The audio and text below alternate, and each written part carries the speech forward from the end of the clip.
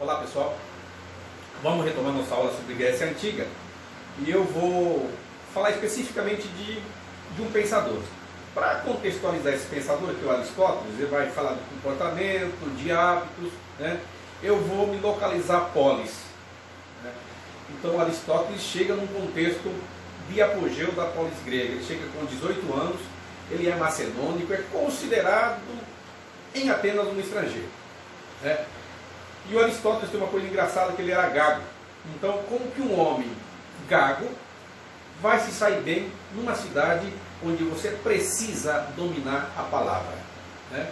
Mas o Aristóteles ele foi para estudar com Platão, porque ele prefere escolher a escola de Platão, né, para poder dar continuidade à sua formação. Ele é filho de um médico, ser médico, trabalha para a aristocracia grega, né, e ele vai ser depois o preceptor do Alexandre o Grande. Por isso que eu vou, digamos que, abrir um parênteses nessa aula, nas nossas aulas, para poder falar desse pensador. A aula sobre ele eu vou anexar depois no sistema, tá bom? Então ele chega no contexto da polis. A polis, como eu havia dito para você, ele precisa ter o domínio da palavra, ele precisa destacar-se no mundo da ágora para poder defender seus ideais. Era um baita do pesquisador, pesquisava muito biologia por conta da origem dele, do próprio pai é médico, então ele tem o hábito da pesquisa ligado à área da biologia, mas ele também estuda muito matemática. E especificamente eu vou tratar hoje do livro 5 dele aqui, que é o livro sobre a política. Né? Ele chega num contexto então de efervescência política na polis, onde se valoriza a palavra, né? E apenas o homem cidadão é que tem direito, porque a democracia grega é uma democracia restrita. O que significa dizer uma democracia restrita? Ela é escravista, restrita e aristocrática. Não participam mulheres, não participam estrangeiros, não participam escravos, muito menos menores de 21 anos. Somente homens ricos, aqueles que possuem terras, né, ou seja, poder econômico, é que participam da política da polis. E é uma democracia direta, onde o homem grego, o cidadão grego, vai até a ágora, vai até a praça e se representa. Ele não transfere, ele não vota em ninguém para representá-lo. Né? Na nossa democracia, a gente escolhe, né, um vereador, um deputado federal ou um senador e vota nele e esse cara nos representa. É diferente, então, do mundo grego. Sendo, então, a palavra uma arte e uma arma também para aqueles que não a dominassem. Né? Então você precisava, ele chega nesse contexto. O Aristóteles ele chega e escolhe. Existem duas escolas nesse contexto que são expoentes na Atenas. A escola de Sócrates e a escola de Platão. Ele prefere a escola de Platão porque o Platão, diferente do Sócrates, ele não era um sofista. Né? O Platão era um filósofo que buscava, por meio da razão e de investigação científica, chegar a um determinado fim. Né? Então, o Sócrates, vai escolher essa escola e é na qual ele se inscreve e estuda por 10 anos até fundar a própria escola. Né? Aristóteles escolhe a Academia de Platão para dar continuidade a seus estudos. Ele chega com 18 anos a essa escola. Né? Para ele, a atividade educativa é uma atividade humana que deveria ser, para não correr o risco de cair na arte da encantatória ou na prestidigitação, né, deveria recorrer à ciência sempre e à episteme, de índole matemática, de índole exatas. Né? O Aristóteles é um homem dos sentidos. Né? Ele acredita naquilo que ele pega, que ele vê, que ele sente com o palato, né? E que ele ouve com o sentido dos ouvidos, diferente do professor dele, do Platão, que era do mundo das ideias, aquele amor ideal, vida ideal, né? Casamento ideal. Ele não, muito diferente, ele é o homem dos sentidos, né? O homem do pé no chão, o homem da matemática, o homem das exatas. Por isso que ele escolhe inclusive a escola do Platão. Os alunos do Platão eram orientados a aprender matemática, acima de tudo. E como legislador, o Sócrates dizia o seguinte, perdão, Aristóteles dizia o seguinte: com que o legislador deve se preocupar para ter uma polis forte, para ter um governo forte? Qual deve ser a preocupação do Estado, daquele que vai legislar? Ele dizia o seguinte: primeiro precisa haver uma preocupação com o casamento. Como que as pessoas estão se casando para dar bons filhos para a polis, bons guerreiros, né? Então o casamento vai dar filho, e esse filho vai alimentar a polis, vai alimentar homens para a guerra, homens para a ciência, homens para o debate, homens aristocratas. Era essa a preocupação primeiro, a preocupação primeira do homem, segundo Aristóteles, que o legislador deveria fazer. Então ele deve preocupar-se com o casamento. Para Aristóteles, o ideal do casamento para os homens deve ser até os 70 anos. Então um homem de 70 anos na Grécia Antiga, ele podia muito bem se casar. Já para as mulheres, ele dizia que o limite máximo de casamento, de idade, deve ser apenas 50 anos. E quando o jovem deve se casar? O homem, a partir dos 35 anos, que ele já estaria completo. Já passou pelo exército, já está no exército, já foi para a guerra, então já provou que ele é um cidadão, né? E a mulher não, a mulher a partir dos 16 anos, ela já está pronta para o casamento. A idade ideal, então, para a mulher seria dos 16 aos 18, para o homem a partir dos 35, 37, que já passou pelas provas necessárias para se tornar um cidadão na Grécia Antiga. A época ideal para o casamento, a época ideal para o casamento, segundo Aristóteles, é o inverno, né?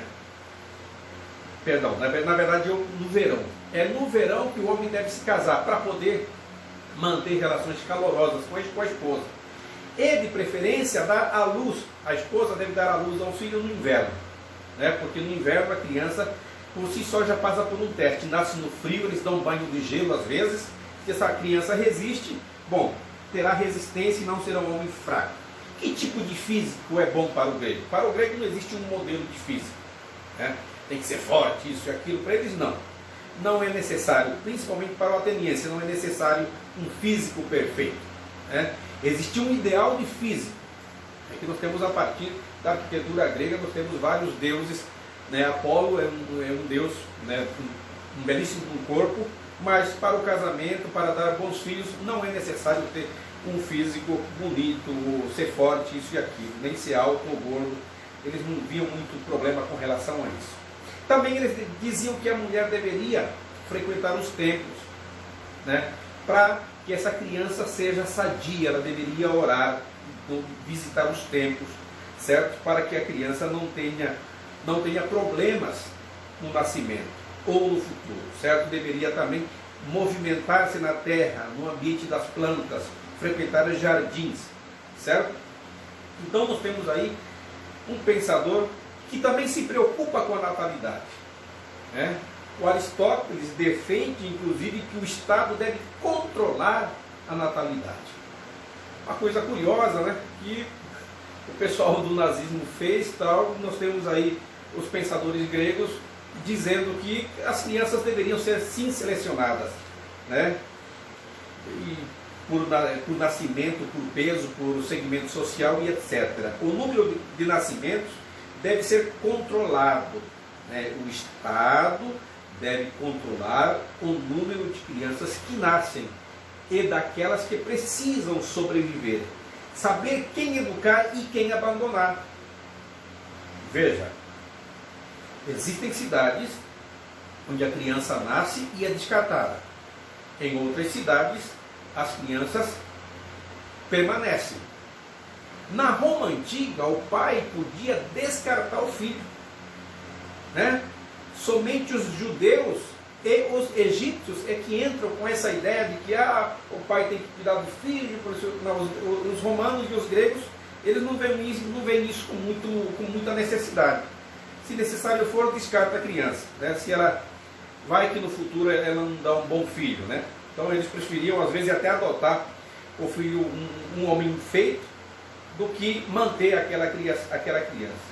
Também eles diziam que a criança podia chorar muito, deveriam deixar a criança chorar para se desenvolver, ela deveria gritar. Eles não aconselhavam que os escravos cuidassem da criança para que a criança não se acostumasse com maus hábitos. Então, a educação do filho da polis grega, ela precisa ser uma educação aristocrática, não uma educação do escravo. É um pouco diferente daquilo que nós vemos na nossa sociedade hoje. Na sociedade hoje, contrata-se uma babá, às vezes ela não tem formação, e ela que passa a maior parte do tempo com a criança. Nos gregos, aconselhava-se que o filho fique sob a responsabilidade dos pais, né? Ou de um preceptor, de um professor, de um pedagogo, né? Nós chamamos professor, pedagogo, na época já existia esses nomes, né? Pois bem, o trabalho é extremamente proibido para a criança dos 5 até 7 anos, certo?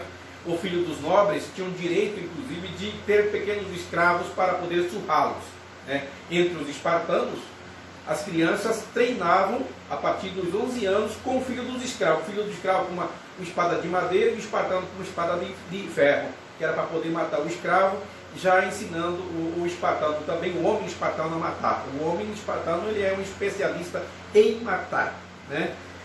Afastar as brincadeiras, as crianças das brincadeiras grosseiras, né?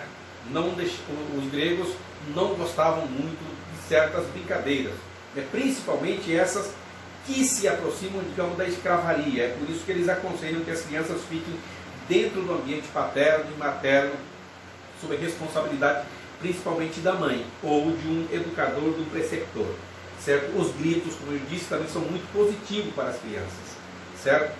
O legislador deve preocupar-se com a moral, né? Então, eles sempre procuravam legislar sobre o que pode e o que não pode. As sátiras são perigosas, as comédias também são perigosas. Então, algumas coisas a gente não pode deixar para que as crianças acessem. Isso é um pouco problemático no mundo grego. Se vocês forem pesquisar, aconselho que vocês pesquisem o livro 5 de Aristóteles, né? Nesse livro, ele vai estar falando todo sobre esse processo. Aí ele diz quando deve ocorrer, a partir de que idade que a criança deve ser educada. Ele diz que a partir dos 7 anos, dos 7 até os 25 anos, a criança precisa passar por esse processo de educação, ser formado, né? Nas letras, na música, e a música principalmente é a música para o ócio, né? É no ócio que se descobre a arte, e a principal arte para o grego é a música, né? Não é a economia, não é o esporte, é a música. É a música que vai deixar o homem mais contemplativo, certo? Pois bem, primeiro deve fazer o quê? O que convém estabelecer algum sistema sobre as crianças? Deve haver um sistema educativo?